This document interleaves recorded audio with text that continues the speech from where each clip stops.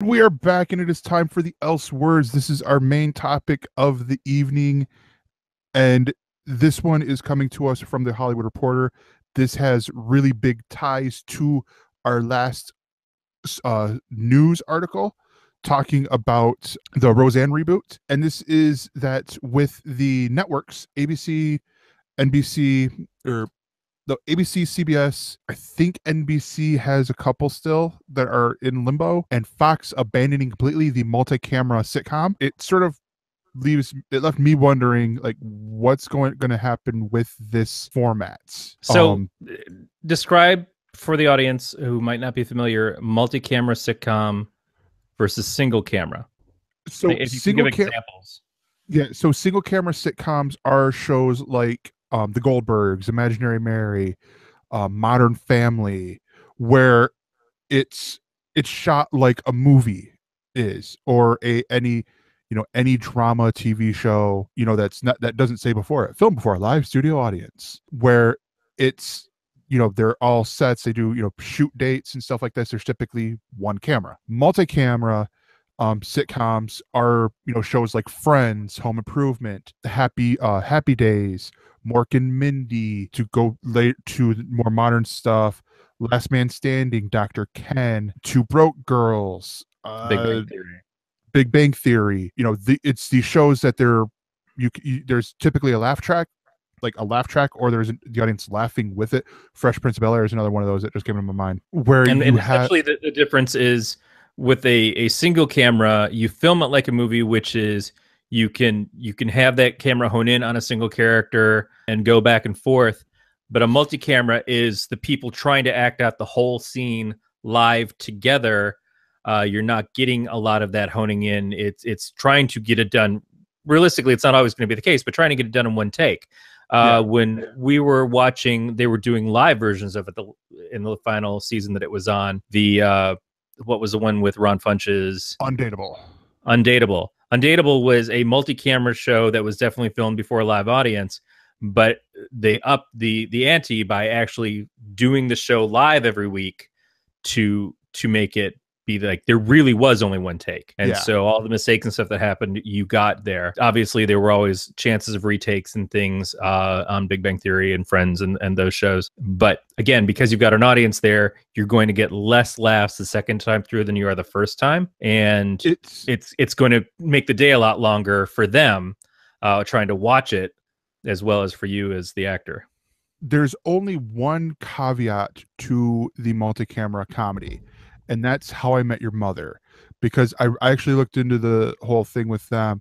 They didn't film live. The laugh track that you heard in there was people laughing. It was people laughing at the right spots, but what it was is they recorded everything and then recorded the audience laughing to to the recording.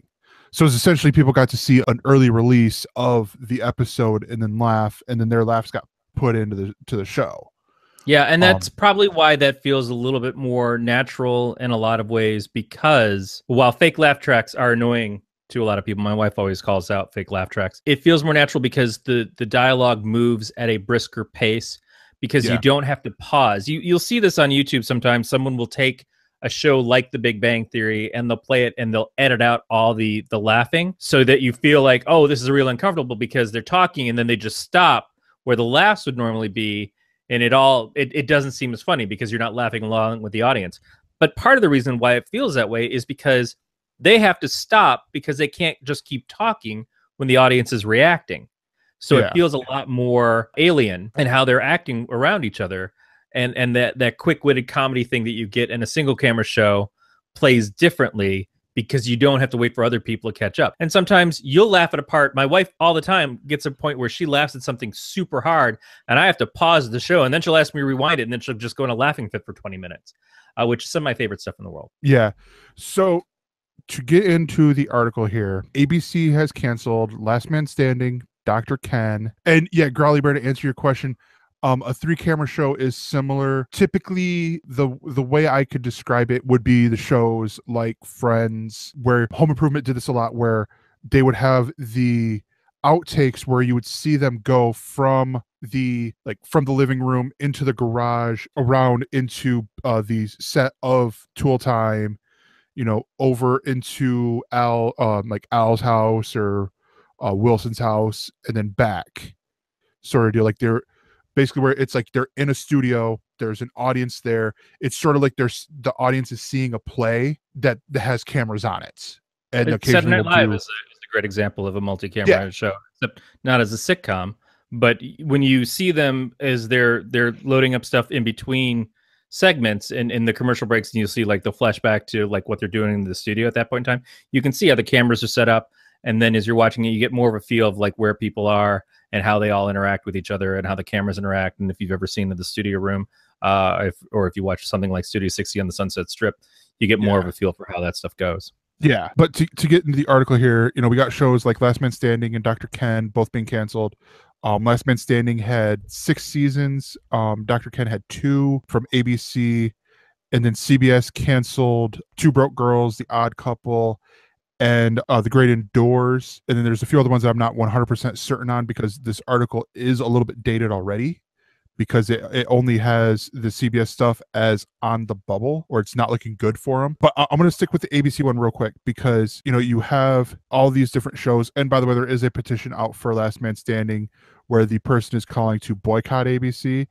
I laughed hysterically at that. I'm like, really? Just not like, oh, mail in, like a fishing lure or something, to tie in with Outdoor Man or with, with the show.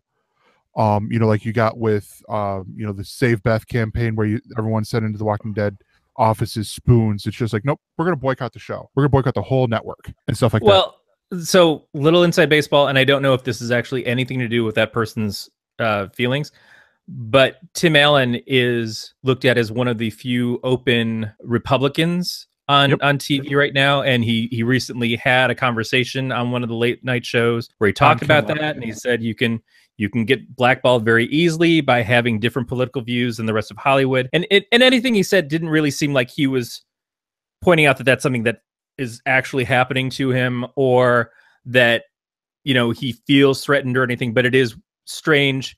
I could see conspiracy-wise the timing of his show being canceled just after that conversation was had, although I don't think it's any secret to anybody of what Tim Allen's political standings are. I don't think it really matters. The other side of that, though, is that at 6 seasons, his show's already hit syndication. He's already got a show that's going to continue on in reruns on different shows or different channels. Yeah, it already is. It's already on CNC. So Agents of S.H.I.E.L.D. Agents of S.H.I.E.L.D. is in syndication, and they keep saying that the reason that it's getting a 5th season is because they want to get to that 100-episode thing that you usually need for syndication.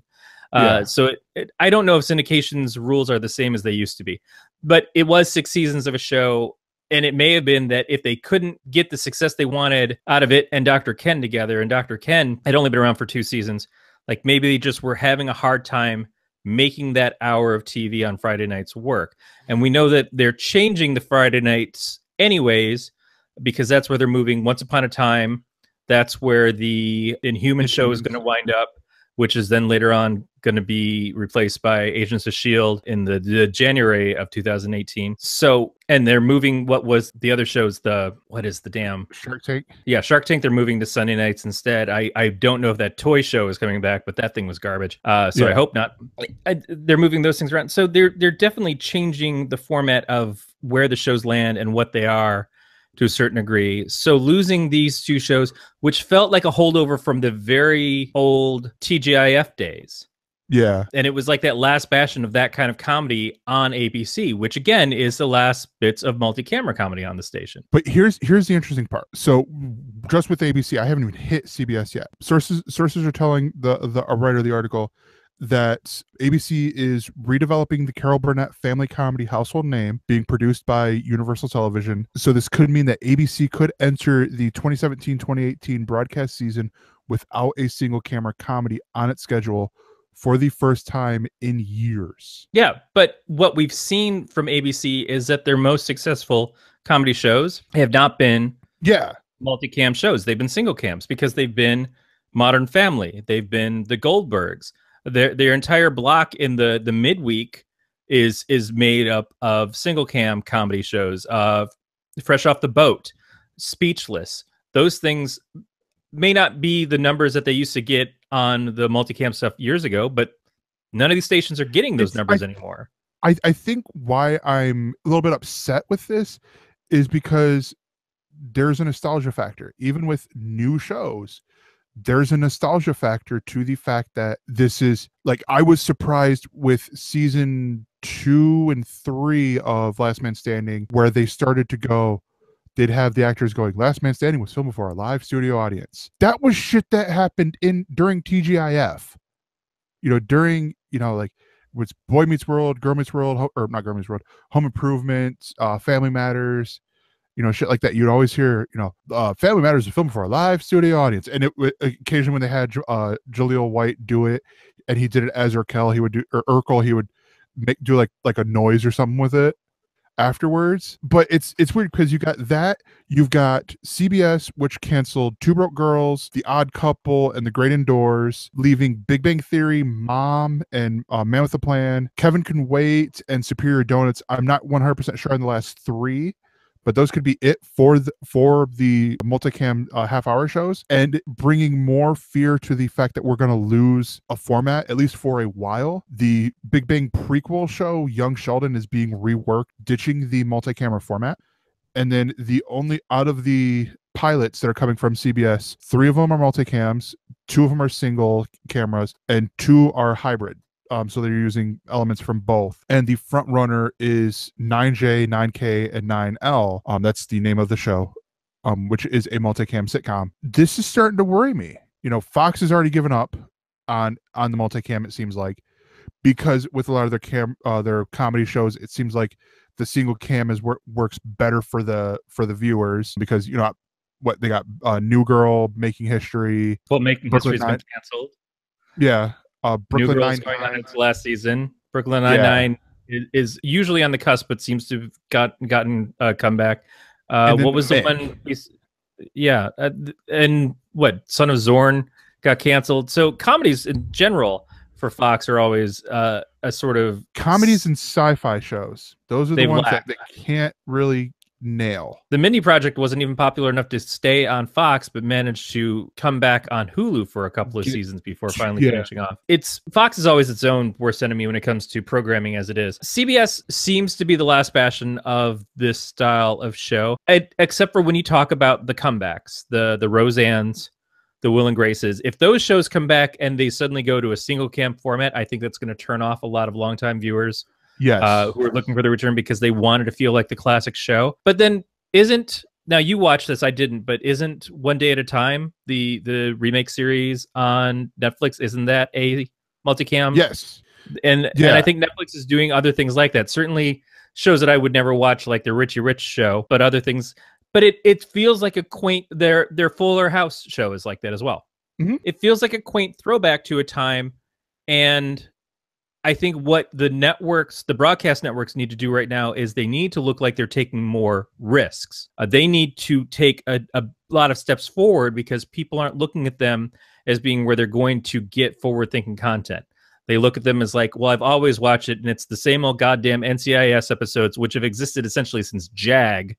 And I don't even remember when JAG started, but it's been a long fucking time. I don't know that there's anybody who watched JAG that isn't a senior citizen at this point because of how long ago it started. That being said, they need new direction on these networks, and Netflix and Hulu and Amazon can take the chances of hitting your nostalgia button more. And the Roseanne show was shopped around. It didn't have to land at ABC. It almost didn't land at ABC. It almost seemed like it was going to land at CBS instead. The other part is ABC is, while I say that they should be taking chances, they're also buying things like American Idol and putting that on their network like some dumb shits.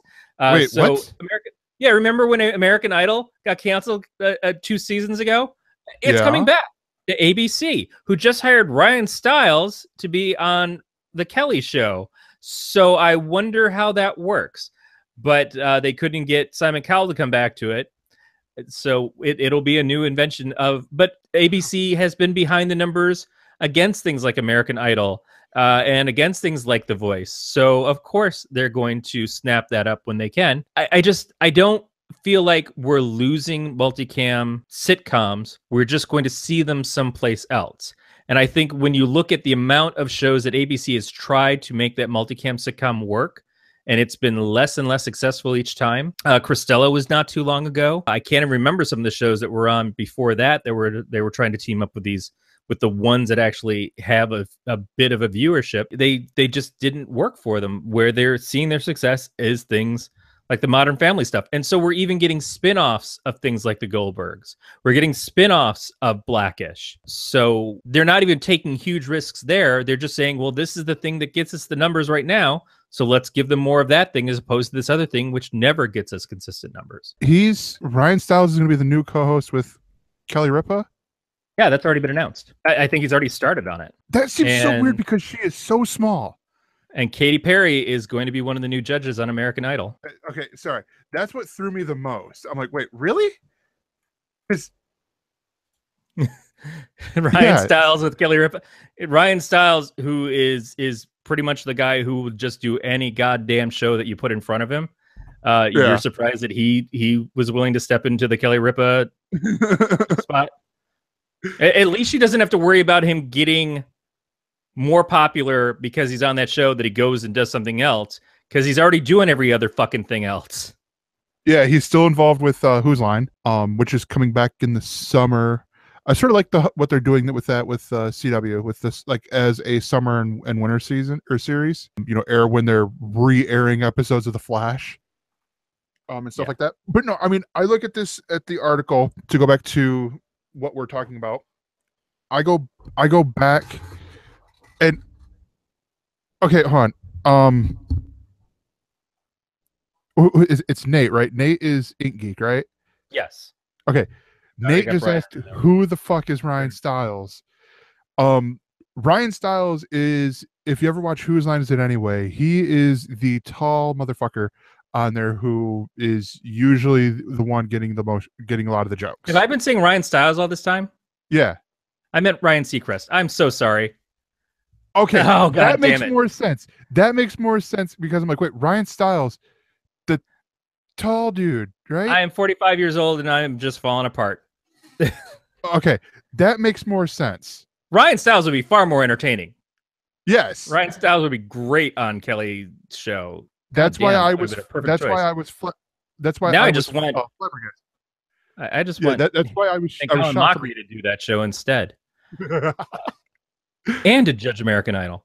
Oh, God damn it! If they did an American Idol, but of improv with those guys, that would, fuck. Oh, that would be good. Hey, people who are listening, that pitch that shit right there. Yeah, listen to me because I obviously have a non-working brain. Thanks, Nate. But no, getting back to the article, here's I think why the big reason why I am so surprised to see multi-camera sitcoms going away. They're not expensive to make. You would think that the production companies would want some options with something that's not quite as expensive. The only thing I have in retaliation of that is that you're right, they're not super expensive to make, although I don't know that single camera sitcoms are either. But what it does take is someone who can handle working in a live situation. Yeah. In front of a live studio audience without constantly flubbing their lines or getting overly nervous or anything else. Now, I'm not saying that you don't have to have some backbone to do any kind of acting. You obviously do, and you probably have a good amount of experience.